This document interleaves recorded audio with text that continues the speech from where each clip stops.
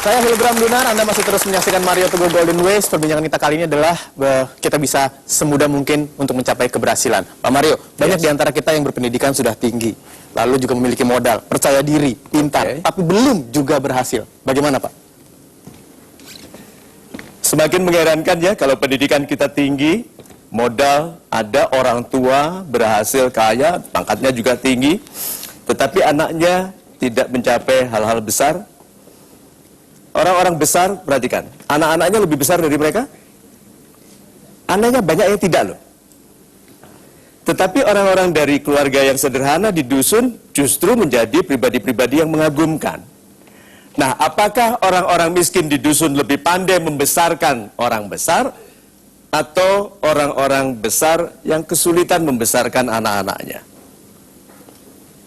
Logikanya, terima kasih Pak Yudi. Logikanya, yuk kita, Anda yang tanya ya, Anda yang menjawab, saya tanya. Apakah ada sesuatu yang terjadi, bisa terjadi tanpa izin Tuhan? Tidak, jadi harus ada izin Tuhan. Kedua, apakah Tuhan mempunyai rencana untuk membuat satu atau dua di antara kita hidupnya menderita? Tuhan tidak berkonspirasi dengan malaikat untuk mengerjain orang tertentu ya. Good, kalau begitu tujuan beliau tidak ada lain kecuali memuliakan kita. Setuju? Tiga, apakah Tuhan yang berkasih sayang itu akan menaruh kita dalam kesulitan yang lebih besar daripada kemampuan kita menyelesaikan? Good, berarti kita pasti lebih kuat. Setuju? Good. Lalu kenapa kita tidak berusaha masuk dalam keadaan sulit? Kalau tahu logikanya itu, bahwa kita itu lebih kuat dari kesulitan, mengapa tidak masuk dalam kesulitan besar? Kenapa? Takut apa? Takut gagal. Dijamin oleh Tuhan kita lebih kuat. Kenapa kita tidak bersedia memutuskan masuk dalam masalah? Contohnya, tidak setuju sama atasan yang selama ini tidak jujur, tidak sekolah, hanya mewarisi dari orang tuanya, nggak pinter, males, tapi ngaturnya seperti itu, nggak setuju. Apa resikonya? Diberhentikan. Apa keuntungan dari diberhentikan?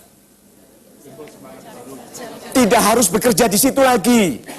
Kedua, bisa memulai rencana Anda yang selama ini Anda takuti. Ketiga, Anda masuk dalam kesulitan. Pasti selamat nggak? Pasti, dijamin. Orang yang selamat dari kesulitan itu keluarnya sebagai apa? Pemenang, pribadi yang lebih besar, yang lebih kuat. Itu sebabnya banyak orang hebat, hidupnya biasa, karena hidup dalam keadaan aman. Dia tidak menaruh dirinya dalam keadaan harus bertanggung jawab, harus sulit. Harus segera membiayai keluarga tanpa gaji yang tetap.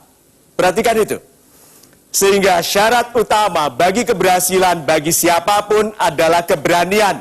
Karena keberanian yang sebetulnya adalah bukti dari iman. Itu. Super sekali Pak. Keberanian adalah bukti dari iman. Super. Pertanyaan berikutnya, saya persilakan kepada audiens. Silakan Bapak. Selamat malam Pak, saya Satria dari Jakarta.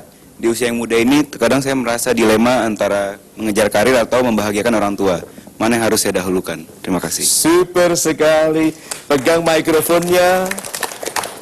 Ini bukan saya suka menyiksa orang, tetapi coba Anda dekatkan mikrofonnya. Pilihannya, yuk dengarkan. Kalau kita mau betul-betul membantu orang mengerti yang dikatakannya sendiri, dengarkan teliti. Pilihannya adalah berkarir dengan baik atau membahagiakan orang tua. Berarti kalau Anda membahagiakan orang tua, karir Anda tidak baik. Belum tentu. Belum tentu. Terus kenapa ditanyakan? Kalau lebih rincinya dari penghasilan misalkan. Dari penghasilan. Oke, penghasilan belum terlalu besar. Antara saya harus menabung untuk sekolah lagi atau untuk keperluan saya pribadi atau untuk membantu pengeluaran orang tua. untuk membantu keluarga orang tua. Itu contohnya. Seberapa banyak kita bisa bantu ya? Nah, sekarang banyak belum tahu. Kalau kita membahagiakan orang tua, tidak mungkin karir kita tidak baik. Dan kalau karir kita baik, kita akan membahagiakan orang tua. Jadi, jangan lihat dua hal itu sebagai pilihan yang menyiksa. Sekarang, kalau Anda bekerja di sebuah perusahaan, karir Anda baik. Orang tua mau pensiun dari perusahaannya sendiri. Dia hanya punya anak Anda sebagai anaknya, lalu dia mau menyerahkan kepada Anda. Karir Anda di perusahaan orang lain baik. Apa yang Anda lakukan? Berhenti bahagiakan orang tua. Karena sebagai pegawai Anda ada batasnya. Paling-paling jadi pegawai besar. Tetapi sebagai pengusaha tidak ada atap dari pendapatan dan kewenangannya di pasar. Jangan buat membahagiakan orang tua dan karir itu pilihan terpisah. Dua-duanya adalah untuk membahagiakan orang tua. Sepulang minta maaf ya. Oke.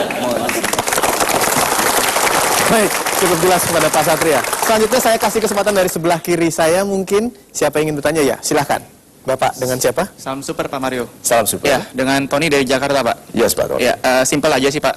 Gimana sih biar kita bisa sukses dengan cepat, instan, tapi konsisten?